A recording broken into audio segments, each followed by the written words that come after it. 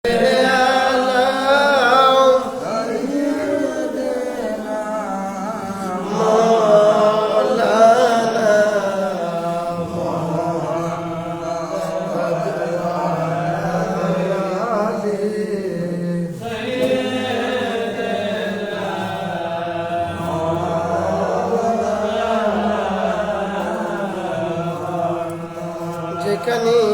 তাকো যেভাবে তাকো আমার নবীজির দুরূদ সাইরো না, নবীজির দুরূদ না সারিলে নূর নবীজি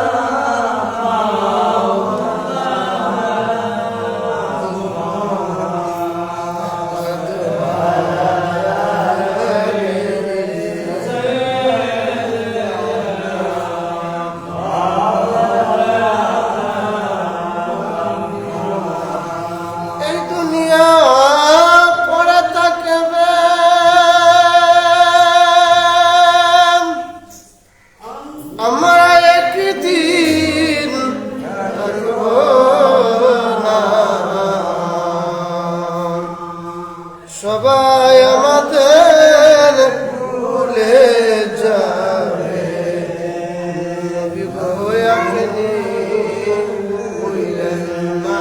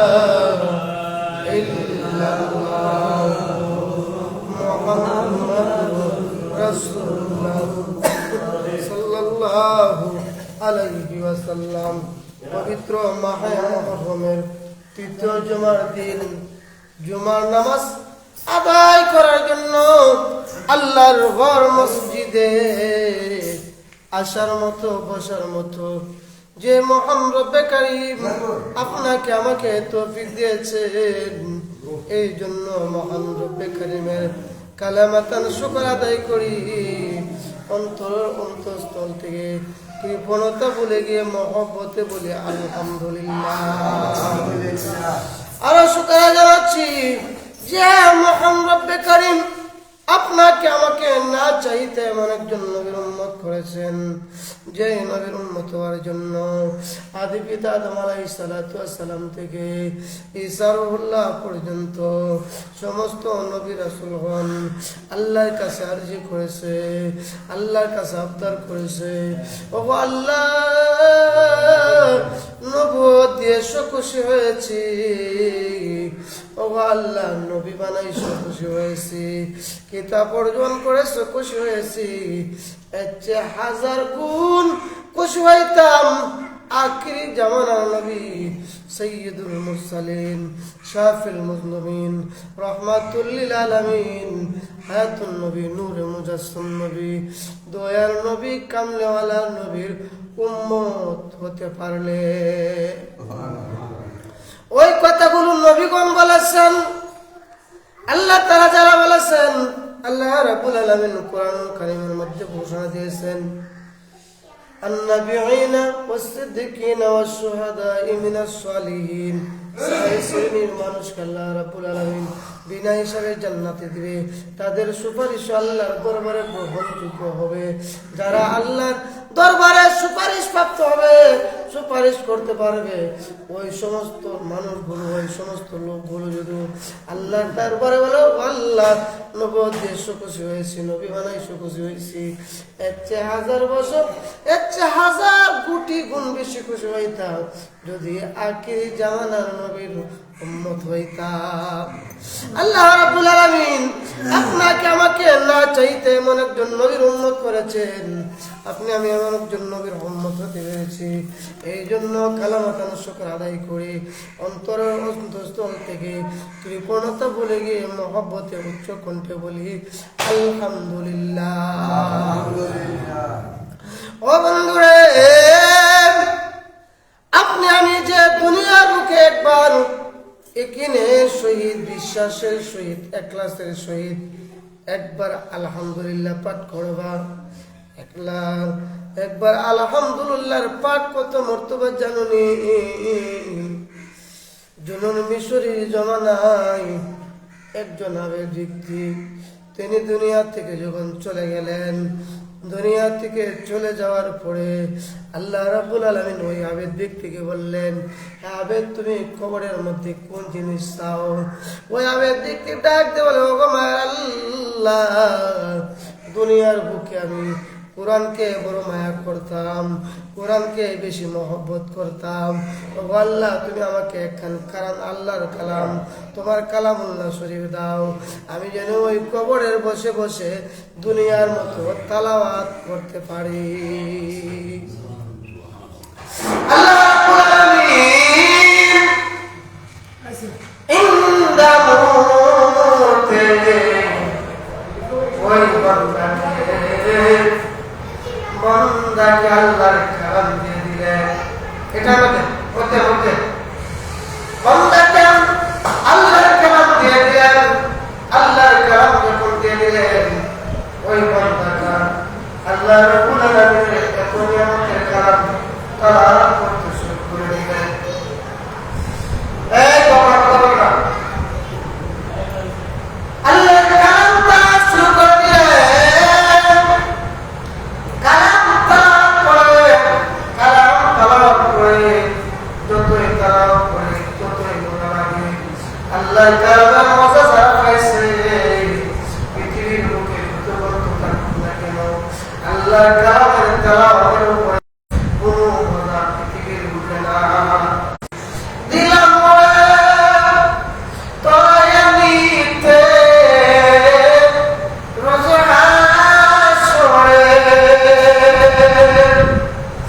আমরা কত না বলি, তাই তো দিলাম। আমরা কত না বলি, তাই তো দিলাম। প্রাণে বাণী খোদা, তোমার মেহেরবানি খোদা, তোমার মেহেরবানি। কি সুন্দর ফল, সুন্দর ফল, মিঠা নদীর পানি খোদা, তোমার মেহেরবানি।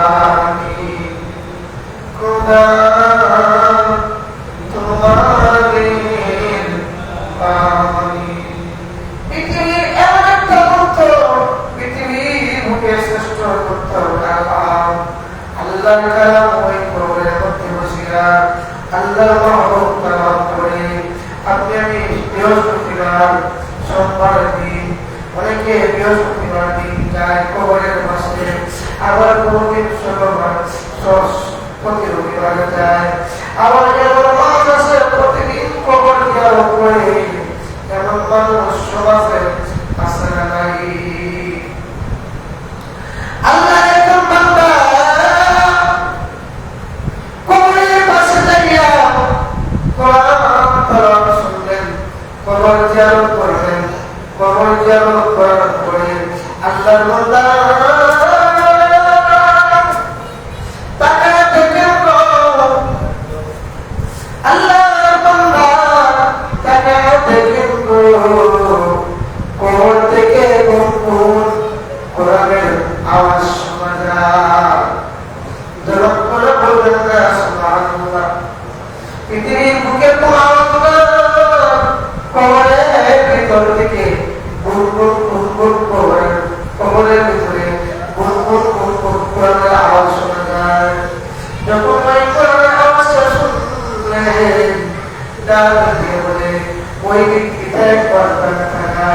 लोग देखा जाएगा बाप दिए थाकाय लोग देखा जाएगा আবার সামনে দিকে তাকাই লোক দেখা যায়গা পিছন দিকে তাকায় কিন্তু কাউকে দেখা যায় না কোরআনের আওয়াজ শুনিয়া লোকটা হতবাক হয়ে গেলেন আমারে একটু অনুর করতে কোরআনের আওয়াজ কোথায় থেকে আসলেন এত সুন্দর কোরআনের বলে আওয়াজ আমি কোথায় থেকে পাচ্ছি এই কথাটা তুমি করার মধ্যে শুনলো ওই ব্যক্তিটা আওয়াজটার উত্তর শুনতে আওয়াজের দিকে আগাতে শুরু করলেন আওয়াজের দিকে আগাইতে দুস্তানের বিপদে গেলেন হঠাৎ করে দেখা দেখেন একটা কবর থেকে ওই কবর থেকে কোরআনের আওয়াজ শোনা যায় তাতে বলে আসসালামু আলাইকুম ইয়া আলাল কবুর কবরের ব্যক্তিকে যখন সালাম দেন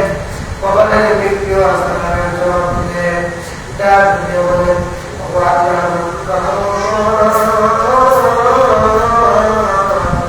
আপনি ওই দিন যাব ওই কবরের ভিতরে গ্রামে পাঠ করছেন কতদিন আমার কবরের ভিতরে কালামে পাঠ করছেন ওই ব্যক্তি ডাক দিয়ে বলে একদিন নয় 2 দিন নয় 1 মাস নয় 2 মাস নয় আমি 12 বছর ধরে আল্লাহর কালাম ওই কবরের ভিতরে তেলাওয়াত করছি ডাক দিয়ে বলেন আরে আল্লাহর বান্দা তুমি যে কবরের ভিতরে তেলাওয়াত করেছো ওই কত কোরআন তেলাওয়াত করেছো ওই কত ওই কবরের তুমি ক্রীড়া জোরে এগুলিয়া ভাই মুসাফির আমি ওই কবরের ভিতরে বসিয়া 1 কদম নয় 2 কদম নয় এমন ভাবে 70 কদম কোরআন তেলাওয়াত করছি এক হাদিসে উল্লেখ করা আছে ওই কবরের ভিতরে সব কবরের ফাঁকা সব ফাঁকা ওই কবরের ভিতরে এক বর্ণনা পেয়েছি ওই কবরের ভিতরে 70,000 ধর্ম করেছে আর এক বর্ণনার মধ্যে পেয়েছি 500 কোরআনের ওই ব্যক্তি করে দিয়েছে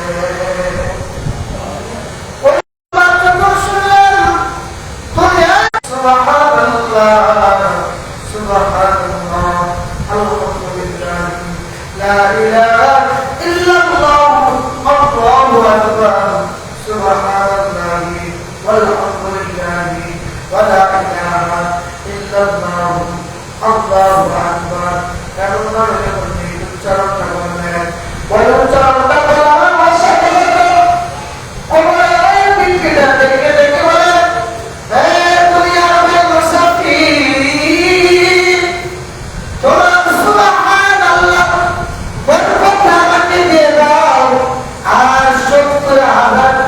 কবরের সবরা তুমি দুনিয়ার বুকে নিয়ে নাও। সুবহানাল্লাহ কি বলবেন না?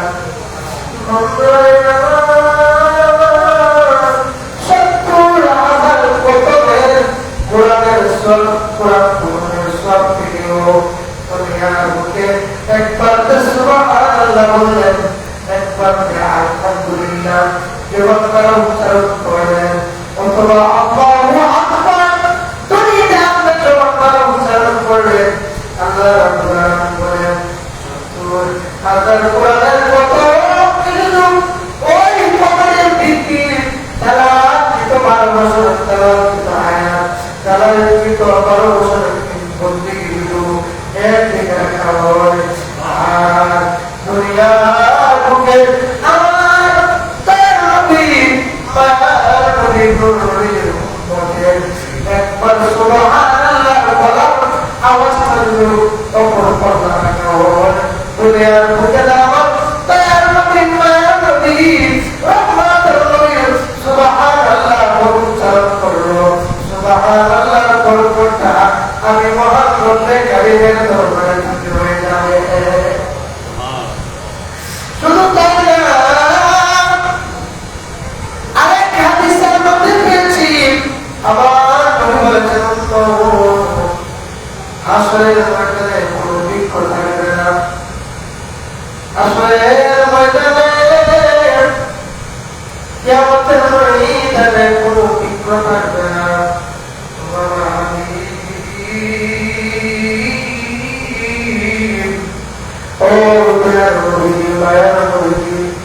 আপনার কোরআন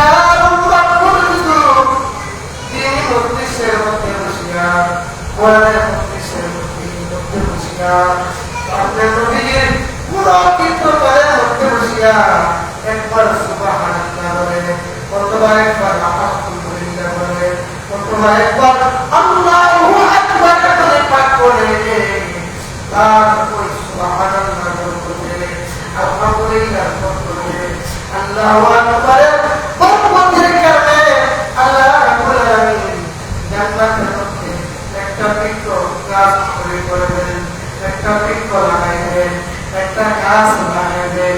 গাছটা কত বড় হবে, গাছটা কত সুস্থ হবে হাদিসের মধ্যে বর্ণনা করেছেন রাসূল মুফাসসিরিন আব্দুল্লাহ ইবনে আব্বাস রাদিয়াল্লাহু তাআলা থেকে বর্ণিত। রাসূল মুফাসসিরিন আব্দুল্লাহ ইবনে আব্বাস রাদিয়াল্লাহু তাআলা বলেন ওই গাছটা সাফ করে দুনিয়ার একটা শক্তিশালী 70,000 বছর পর্যন্ত করে 70 বছর পর্যন্ত করে 70,000 বছর কেটে যাবে দুনিয়ার মুখের উপর প্রতি ওই হাত জান্নাতের ময়দানে সুবহানাল্লাহ বলতে একটা গাছ লাগানো হবে। আলহামদুলিল্লাহ বলতে একটা গাছ লাগানো হবে।